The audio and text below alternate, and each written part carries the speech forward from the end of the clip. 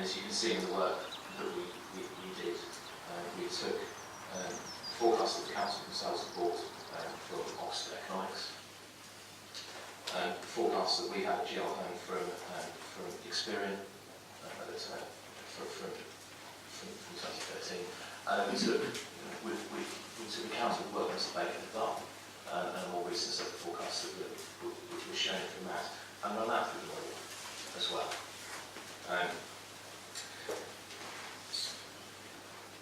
But the part of the point here is that forecasts go up and down, and so where we are at the moment, the latest Office for Budget Responsibility forecasts at a national level are more pessimistic than the previous set. And so the way the economy is now currently moving is the other way. It's just so volatile over every few months that I think we need to be reasonable about some of these issues. So there is a degree of volatility in the forecast, and that I think should affect how we interpret them. I think we've taken a sensible view, looking at three alternative forecasts in the work that has happened. But we haven't just taken the forecasts as read, and working through the report, you can see how we've also looked at the council's economic strategy. We've also looked at the designation of an enterprise zone in Hereford. We've also looked at the LEP, Strategic Economic Plan. And Mr. Baker, I think, was suggesting that hadn't been taken into account in the assessment. And on page 26 and 27, you will see that we have quite clearly looked at LEP's Strategic Economic Plan in the way that we've looked at these issues. The approach being that forecasts are really starting point for looking at economic growth potential. There are these other factors, the local economic strategy and other incentives which could influence how the economy performs. Just go through in a bit more detail the role of the local enterprise partnership, and Mr. Baker's point was that they forecast a greater level of growth, and why that might be, and why that's not necessarily something that you followed in terms of numbers. I certainly can. I think the core point is that we do not agree that the LEP forecasts a greater level of growth. The LEP does not provide in the Strategic Economic Plan any forecasts for how Herefordshire's economy is expected to perform. It includes a headline set of figures that cover the LEP area as a whole, which is Herefordshire, Shropshire and Telford and Wrekin, of 40,000 jobs. Now, that's not split between the different parts of the LEP.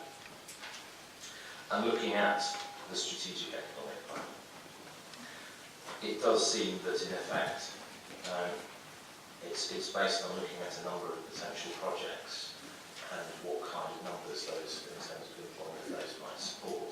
Now, that's a gross figure.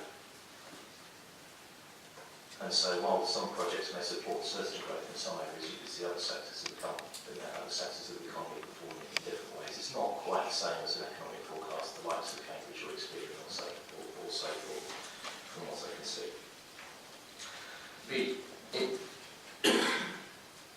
I'd just like to drill into some of the specifics.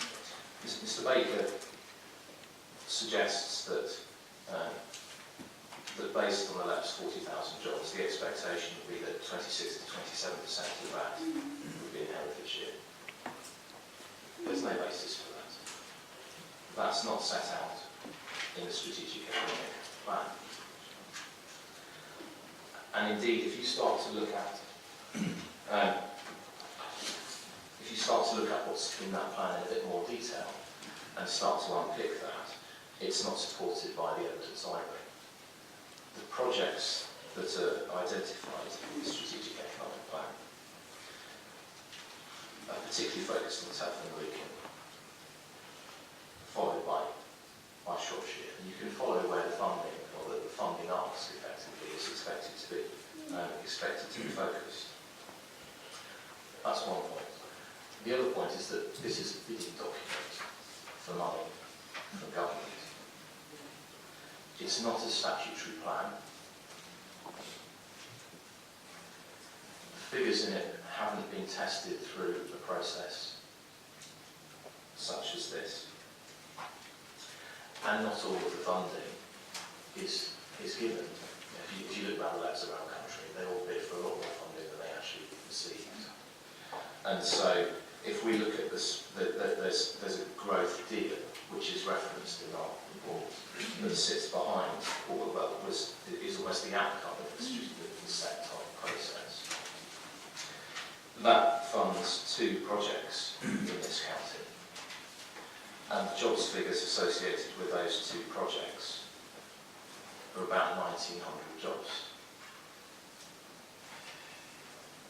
So we can't find, and we've looked at as hopefully it's clear, this issue in quite some detail, and we can't find a basis that's really robust for the sort of assumptions I think Mr. Baker has made in his modelling about a split about number of jobs between the different areas. Any other points that we want to make about the economic forecast? Mr. James, you go ahead. Thank you, Ma'am. Mr. Ireland and I debated this question quite a lot in the various examinations.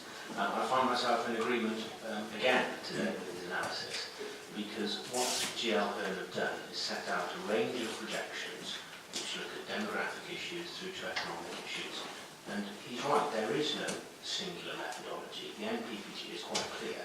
One has to look at a range of factors and arrive at a judgment in terms of the housing requirement. So I disagree with my colleagues on the left that the economic projection is the one to go with. I have identified in my submissions where there are questions around the effect on working age population, but that's not an issue for this point. But I have some comfort in the way the Council have approached this in terms of their use of the word minimum in the policy, because that allows a change in circumstances, it allows for the economic growth, which Mr. Watson and Mr. Baker are correct about. That can be taken into account in moving forward during the planned period. So again, it is about judgment, and one of the matters that you have to consider, Ma'am, is the test of soundness, and the first test of soundness is whether the plan is positively prepared. So on this point, I would say it adequately deals with the matters that are being discussed. Speaker.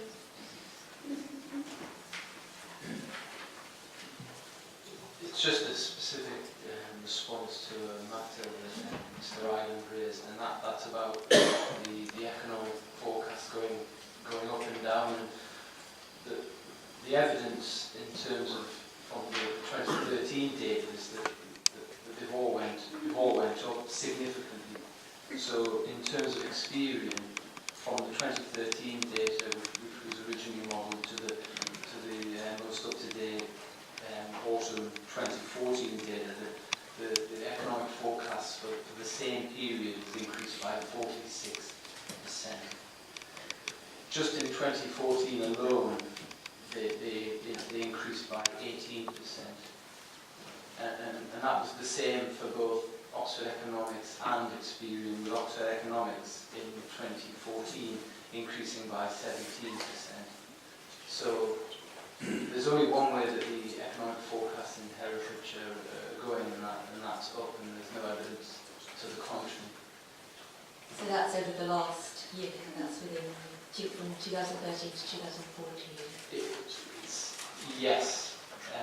Over that period, there's been a 46% increase, and just in 2014, there's a number of forecasts published throughout the year, and the two that were published that we looked at in our reports in 2014, there was an increase in 18% just in that 1 year alone. We're talking about over the same period, 2011, 2031. And to go back to the other points about general uncertainty, of course there's uncertainty with most elements of strategic planning, we're told by the NPP to plan positively and to plan for opportunities for economic growth. There's always uncertainty when planning for opportunity, but that doesn't mean that you shouldn't plan for it. And where there's strong evidence that should be the case in this county. Mr. Ireland. Yeah, so the latest figures show a significant rise, and I just want your views on how you've taken that into account. Well, what's supposed to be talking about is the latest experience figures showing a rise.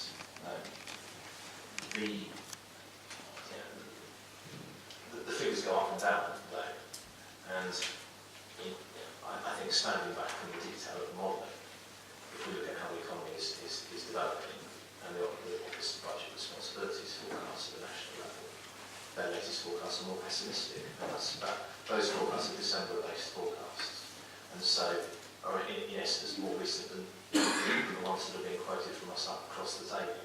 So if you take what's being said at the national level, the expectation in some senses is that the next set of experience figures could be down the other way. It highlights the point here, I think, about we're not looking at an exact science. I think the other point here is that in some senses it highlights how we should be using forecasts, in the sense that we should be looking at a number of forecasts. We should be looking at the economy in the area and factors which might influence future performance. And on this side of the table, that's what effectively the process that we've been through, working with the council, with the council's planning and its economic development team, to look at and interrogate the forecasts to provide a realistic range. That's effectively what we've been through in looking at the figures in the range of scenarios that are presented here. We specifically set out a range of forecasts because of some of these uncertainties. I want to move on to commuting and another matter that's been raised.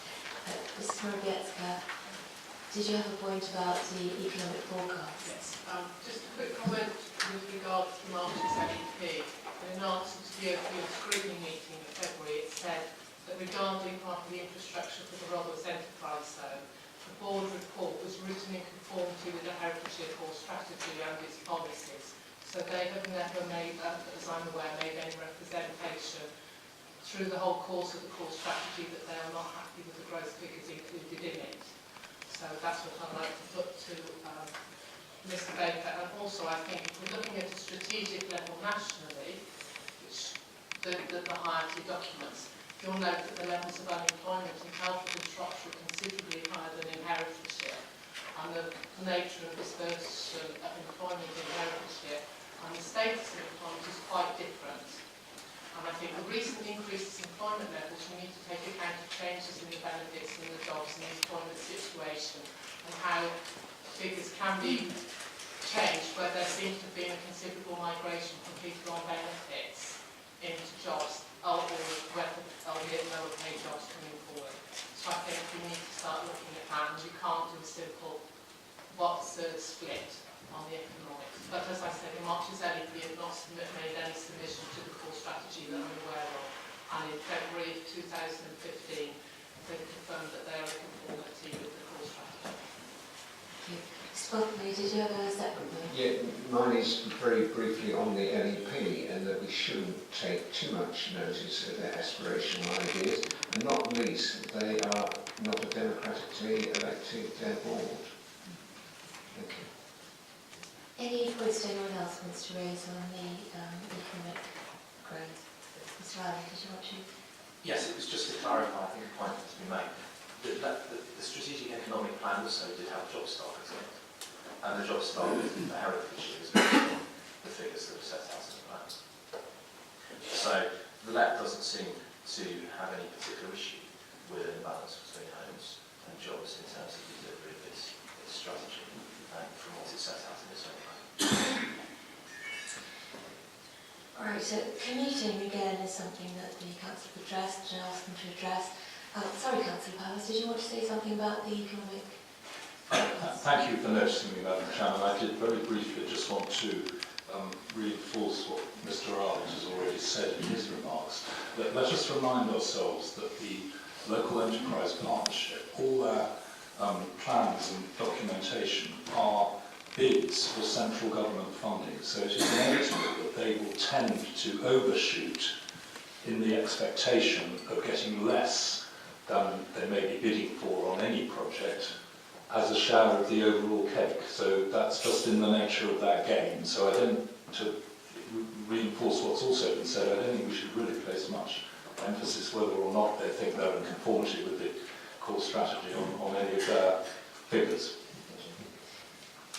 So if we move on to commuting, I'm just going to ask whether anyone wants to make any representations about the figures relating to commuting. Household formation rates. Again, that's based on the statistics. Market signals and affordable housing. There were representations made about market signals and affordable housing, and I would just ask whether Mr. Baker, you're going to be talking about this point as well. Thank you, Mom. In relation to affordable housing, I'll pick that up first.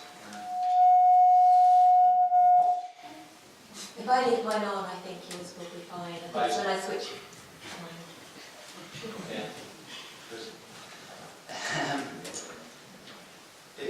In relation to affordable housing, I'd just like to go back to specifically what the National Plan Policy Framework says about how you calculate objectively assessed needs and how local strategic plans should meet needs. And it's paragraph 47 specifically states that full objectively assessed needs should be both for market housing and for affordable housing.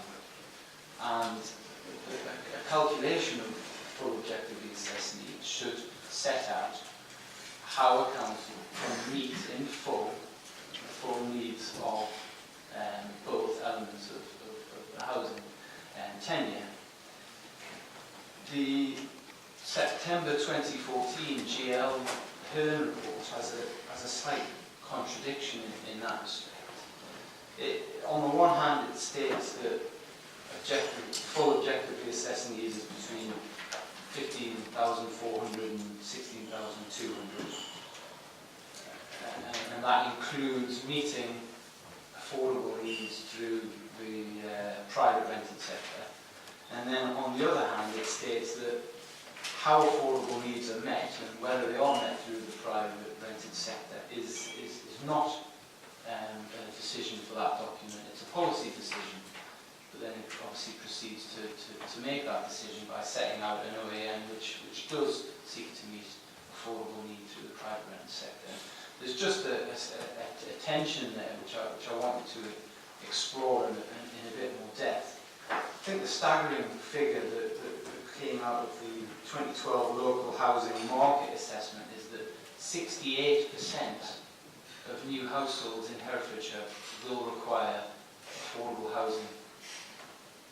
So that's 2 out of every 3 households will require subsidy of some description to able to find a place to live. And that's a staggering figure which the council's evidence base really doesn't get to grips with in terms of how that will be met in line with planning policy, which is the NPPF and its glossary, which clearly defines affordable housing as social rented stock, affordable rented stock, and intermediate tenure. And I really just wanted to probe that in more depth and to ask the council where in its evidence base, or indeed its sustainability appraisal, has it assessed how it will meet full objectively assessed needs for affordable housing throughout the lifetime of the plan. Yes, okay. I'm also going to ask Mr. Sharp. Certainly, it was just to pick up on the point about establishing objectively assessed affordable need for the area. The MPPS has set out that the key document in terms of assessing this is the SMART, the Strategic Housing Market Assessment. I'd just like to point out that the SMART is actually from June 2008 and is therefore almost 30 years out. And Mr. Watton. Thank you, Ma'am. My point relates to the market signals component. We have our evidence, our statements, and we made some comments in relation to the way household formation rates are used, and particularly the mechanism for those market signals being embedded within the household formation rate assumptions, particularly the update to 34-year age groups. In light of what we heard this morning about the latest household projection figures coming out this year, I'm just not quite sure how the mechanism of market signals will work if we're now using a new household projection and the mechanism was embedded in between moving from 2011 and 2008. So I'm just wondering, that as part of the consultation within the implication for the latest 2015 data for household projections, will there be a new mechanism or an alternative mechanism to deal with market signals in light of that more recent data which is decision with these days? Okay, we're going to pick up the earlier points first with the Council to do affordable housing, and then we'll come on to the points about what goes to with the new figures. So certainly in your statement the Council recognised the issue of affordable housing and set out your position on it. If we look at the consistency with the NPPF in terms of the way you've assessed it and whether or not we're going to meet it, I'm just going to ask you to explain that to me, please. Thank you. The NPPF and the planning practice guidance I would treat in some senses broadly together in terms of the way that the government wants us to address these issues. The planning practice guidance is the one that sets out the detail of how affordable housing need should be assessed. And